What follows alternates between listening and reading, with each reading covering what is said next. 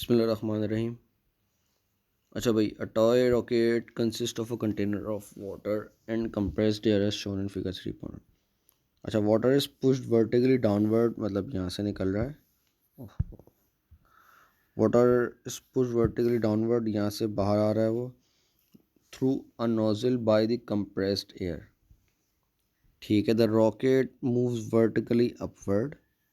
Rocket खुद ऊपर जा रहा है क्योंकि उसकी प्रेशर से नीचे वो पानी नीचे निकल रहा है। Nozzle has a circular cross-section radius of R 7.5 millimetres. अच्छा, R की वैल्यू मेरे पास 7.5 मिलीमीटर्स है, इसका मतलब R हो गया मेरा 7.5 एक्सपोनेंट -3 मीटर्स। इसके अलावा और क्या पता है? And density of the water is assume to be 1000। Rho आपको 1000 किलोग्राम पर मीटर क्यूब बता दिया है। और इसके अलावा assume that the water leaving the nozzle has the shape of a cylinder of radius 7.5 millimetre बताया हुआ है and has a constant speed of 13 metre पर सेकेंड। 13 मीटर्स पर सेकेंड वेलोसिटी बता दी है। वो बोल रहा है show that the mass of the water leaving the nozzle in the first 0.2 seconds after the rocket launch is इतना। तो उसने टाइम भी बता दिया आपको, time is 0.2 seconds if I am not wrong. Yes. अच्छा भाई, तो मुझे बेसिकली मास निकालना है। तो इसमें एक काम ये कर सकते हैं, हम बोल दें कि अगर डेंसिटी बराबर है मास ओवर वॉल्यूम के, तो density into volume is mass. अच्छा, कंसीडर कर लो this is not volume, this is your velocity.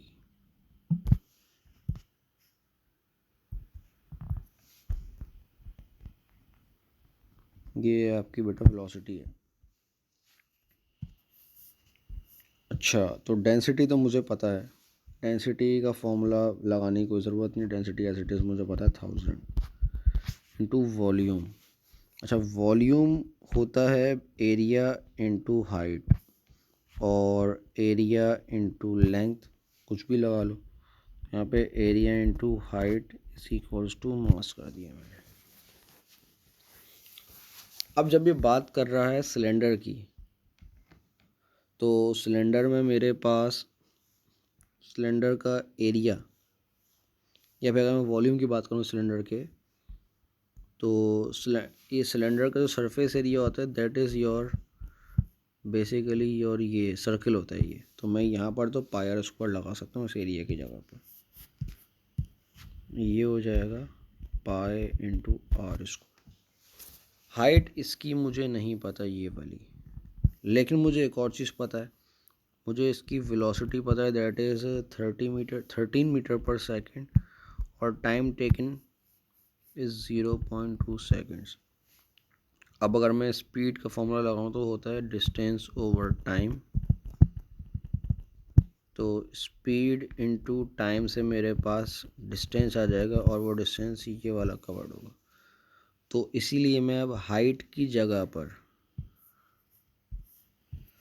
इस हाइट की जगह पर मैं लगाऊंगा इसमें 13 टाइम्स 0.2।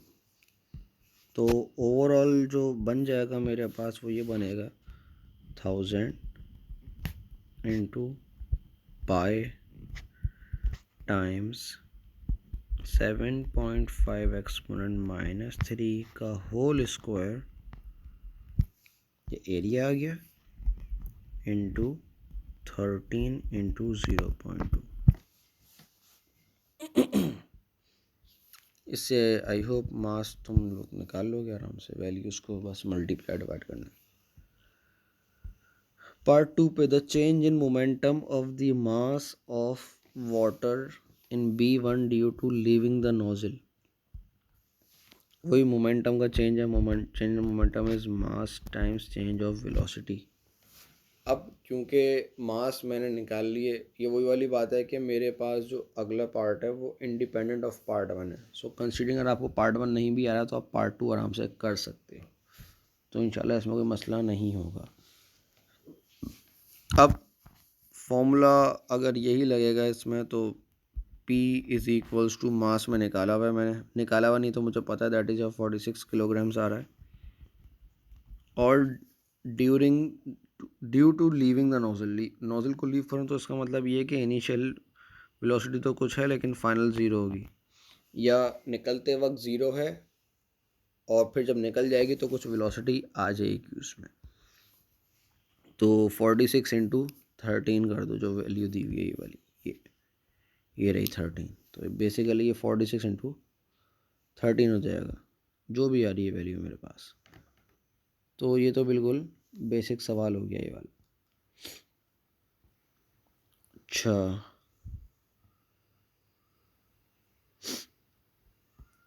अच्छा सॉरी, ये 0.46 है, 46 नहीं है, तो ये 0 पॉइंट हो जाएगा ये। इसको लेट्स मेक इट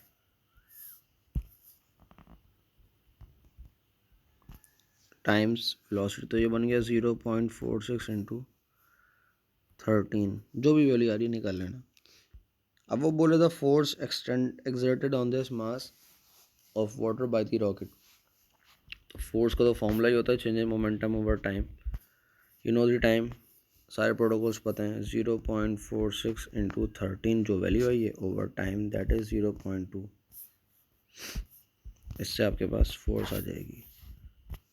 अच्छा, एक और चीज़ ये है कि ये दोनों, ये जो पूरा पार्ट है ना, ये 1 और 2 मिला के तो 3 मार्क के हैं।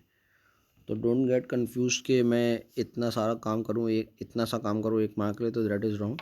ये पूरा पार्ट है इसका।